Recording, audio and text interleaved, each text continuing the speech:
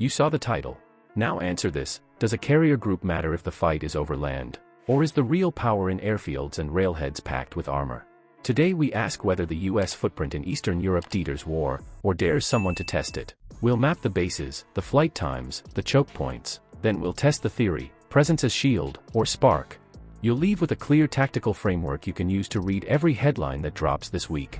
Washington's decision to scale back its troop presence in Romania, including at the key American airbase, has prompted reassurance from Bucharest that around 1,000 U.S. soldiers will remain stationed there.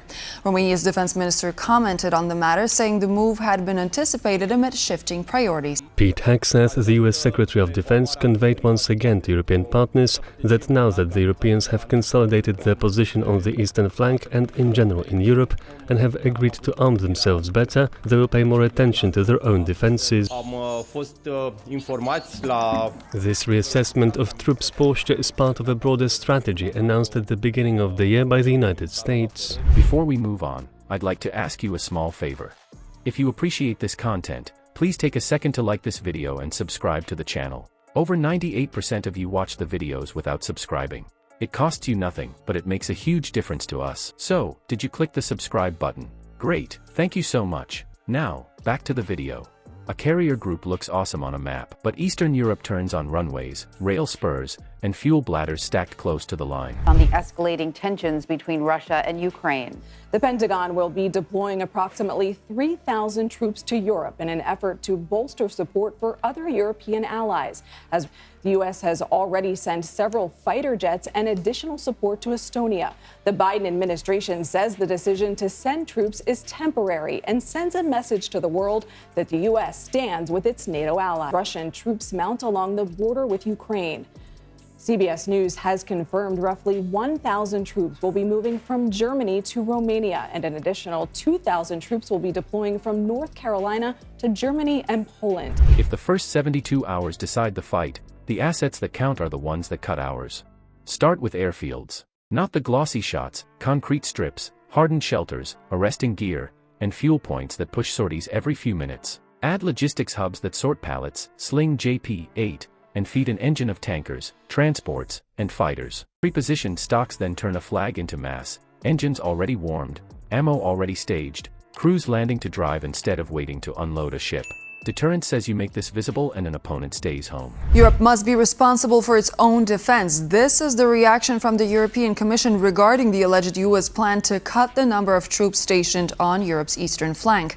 The United States will look more towards the Indo-Pacific. Approximately 1,000 American soldiers will remain in Romania, contributing to the deterrence of any threats, representing a guarantee of the U.S. commitment to regional security.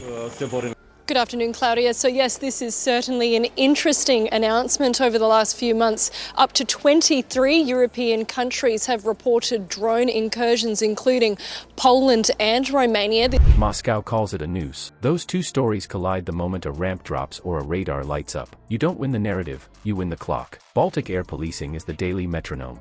Fighters cycle with airborne tankers to stitch a bridge across gaps, while forward air defense pushes threat rings that deny low roads and cruise lanes. ISR nets, drones, radars, passive ears, build the picture that lets someone take the first clean shot. Flight time matters. Tanker placement matters more. Prepositioned armor shaves mobilization from long waits to short drives. Sealift still crawls behind weather and port lines, so airlift steals the opening, then logistics carries the war. A light tripwire buys time, but heavy brigades own ground. They arrive by rail, not sea, and the decisive nodes are railheads, flat cars, and bridging gear that can lift steel over rivers and blown culverts. Recent big drills stress the chain called RSOM, reception, staging, onward movement. What bent it? Old bridges with weight limits, border lanes that backed up at dawn, customs clerks who needed stamps before wheels rolled. TVP World did ask the European Commission at a press conference on Wednesday how it would impact Europe's security further. Europe must be responsible for its own defense. The spokesperson went on to add that the United States is an important partner in the NATO military alliance, as well as Europe's broader security architecture.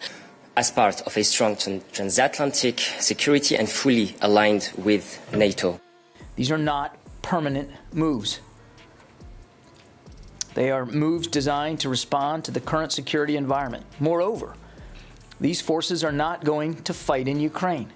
Now, look at what sits within reach: rotational armor, Patriot batteries, HIMARS, fighter rotations that pull quick shifts. In Moscow's math, that narrows options and raises risk. Presence only bites if it cuts time to fires and time to fuel. If not, it's paint. Now that we see the teeth, we'll test the bite. Why now, what's moving, and who reads it as shield or spark? Thousands move east. Tanks, missiles, engineers. What tipped the scale? Intel whispers, alliance votes, or hard terrain math that said the clock was wrong? Threat lines rose. Allies asked for muscle, not flyers. Washington answered with a visible tripwire up front while quietly threading cables in the rear, fuel farms topped off, rail slots reserved, bridging gear staged, and command posts synced to run a 72-hour sprint without waiting on ships. That was the pivot. But the paradox hits fast. More troops deter a grab, but they also feed a pretext line that claims encirclement. Each side says defense. Each side digs. The result is steel on the frontier and planners racing a stopwatch. Here's what actually moves first: rotational armored battalions with crews that know the routes. Air defense batteries that throw a roof over key hubs and force standoff. Long-range fires, rocket artillery that can cut a road or shred a depot. ISR platforms that hear, see, and fuse a picture from low to high.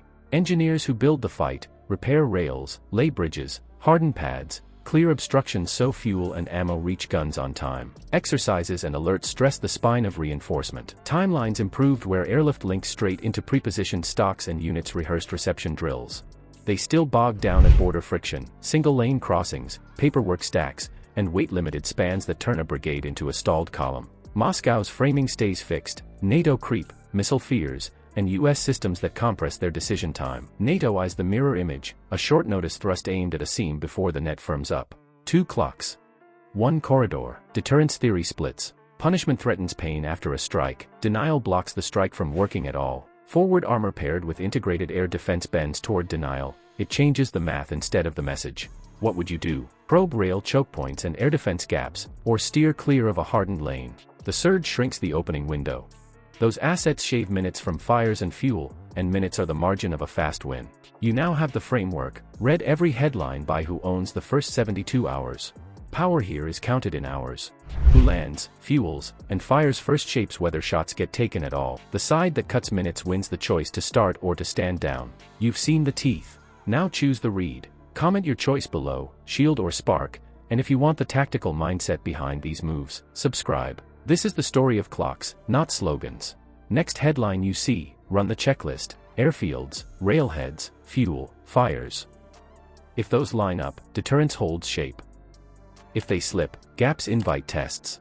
Watch the routes, not the speeches. That's the fight before the fight.